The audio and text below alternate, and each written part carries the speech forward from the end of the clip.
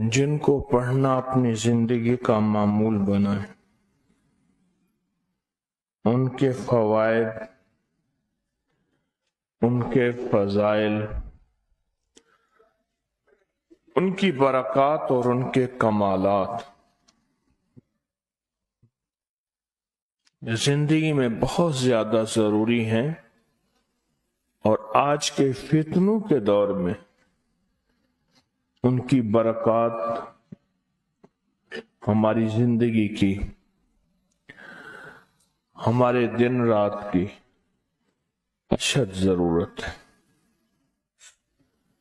حدیث میں آتا ہے جو شخص نماز فجر کے بعد 3 مرتبہ سبحان اللہ العظیم و بحمدہ پڑھیں، سبحان اللہ العظیم و بحمدہ، سبحان اللہ العظیم و بحمدہ، سبحان اللہ العظیم و بحمدہ، جو پڑھے گا وہ 3 بیماریوں سے محفوظ رہے گا، اندھا نہیں ہوگا،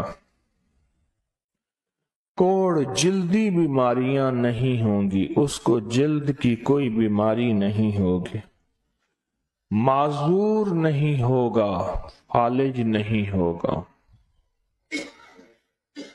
انسان ساری زندگی ایک دعا کرتا ہے، مولا بستر چارپائی کا محتاج نہ کرنا، کسی بندے کا محتاج نہ کرنا، منجے اور بندے کسی کا محتاج نہ کرنا۔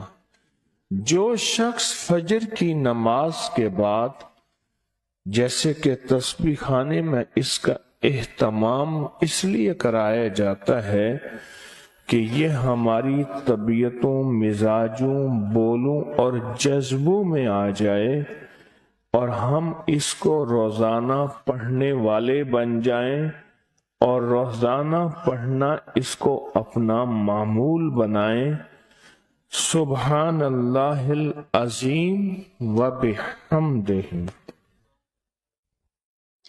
سبحان اللہ۔ اور ایک اور حدیث میں ہے کہ 2 کلمے ایسے ہیں جو اللہ کو بہت محبوب ہیں، زبان پر ہلکے ہیں، اعمال میں بہت وزنی ہیں، ترازو میں بہت وزنی ہیں، اور وہ 2 کلمے کیا ہیں؟ سبحان اللہ العظیم و بحمدہ۔ اور آقا کا فرمان ہے، جس نے کہا سبحان اللہ العظیم و بحمدہ، اس کے لیے جنت میں کھجور کا ایک درخت لگ گیا، اور جس کے لیے لگا تو پھر وہاں جائے گا، کھائے گا۔ لگا میرے لیے، کھائے کوئی اور۔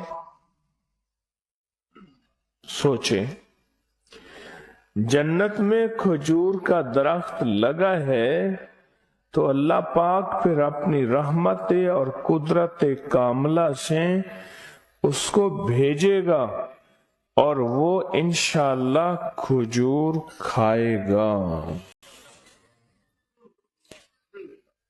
یہ دعا اس لیے پڑھتے ہیں، ایک تو بیماریوں سے حفاظت، اندھے پن سے حفاظت، معذوری سے حفاظت، جلدی بیماریوں سے حفاظت۔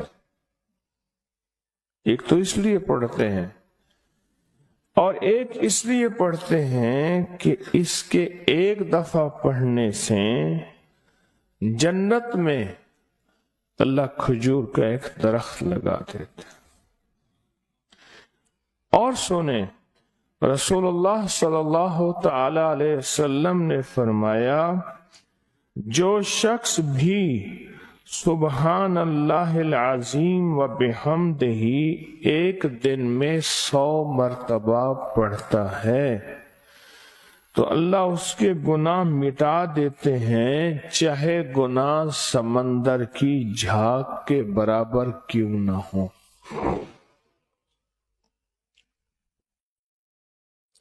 ایک تسبیح جو شخص پڑھتا ہے، رسول اللہ صلی اللہ تعالی علیہ وسلم ایک مرتبہ صحابہ سے فرمایا، آپ نے فرمایا کہ سبحان اللہ العظیم و بحمدہ 100 مرتبہ پڑھو، جس نے ایک مرتبہ پڑھا اس کے لیے 10 نیکیاں لکھی جائیں گی، جس نے 10 مرتبہ پڑھا اس کے لیے 100 نیکیاں لکھی جائیں گی، اور جس نے 100 مرتبہ پڑھا اس کے لیے 1000 نیکیاں لکھی جائیں گی، اور جو زیادہ پڑھے گا اللہ رب العزت اسے زیادہ عطا فرمائیں گے، اور جو اللہ سے بخشش طلب کرے گا تو اللہ ضرور اس کو بخشش عطا فرمائیں گے اور اللہ اس کو بخش دیں گے۔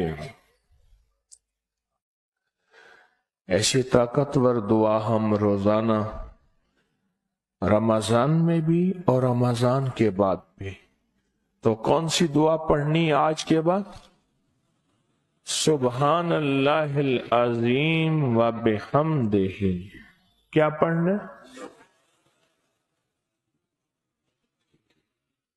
یہ دعا روزانہ کو اپنے معمولات میں، اپنی تسبیحات میں، اپنے معمولات میں، اپنی عادت اور عبادت میں شامل کر لیں تو انشاءاللہ فائدہ، نفع اور بہت زیادہ۔ ایک اور دعا ہم پڑھتے ہیں، اللہم اجرنا من النار۔ اچھا، اپنی ذات کے لیے اکیلے پڑھیں تو اللہم اجرنی من النار، اگر مجمع کے لیے اکٹھا پڑھیں تو اللہم اجرنا من النار۔ فرمایا حدیث میں ہے کہ جس شخص آپ ایک دفعہ فجر کی نماز سے فارغ ہوں تو کسی سے بات کرنے سے قبل اللہم اجرنا من النار، اے اللہ مجھے آگ سے بچا لے، پڑھ لیں، تو فرمایا اگر اس دن اس کو موت آ گئی تو اللہ اس کو آگ سے بچائے گا، اور جو مغرب کی نماز کے بعد پڑھے گا،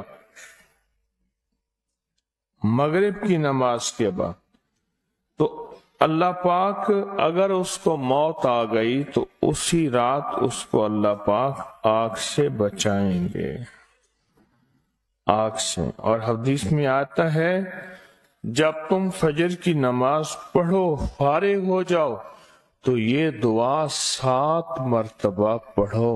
کون سی دعا؟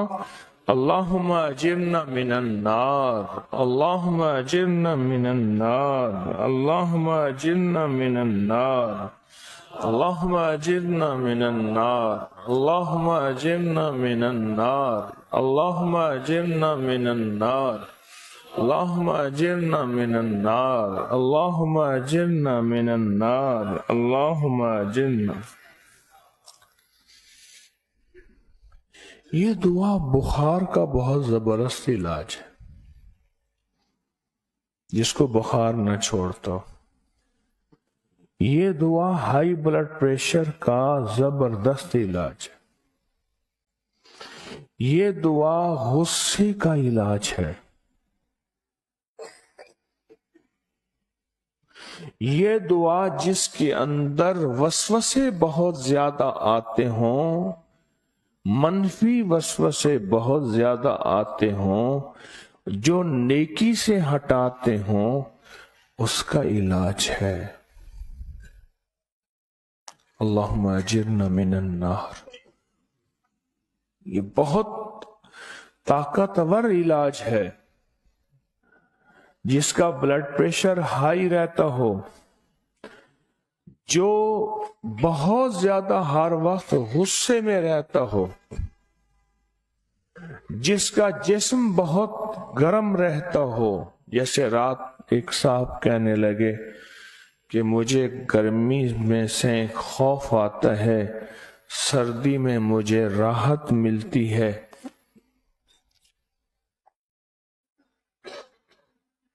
اس کے لیے بہت فائدہ مند ہے۔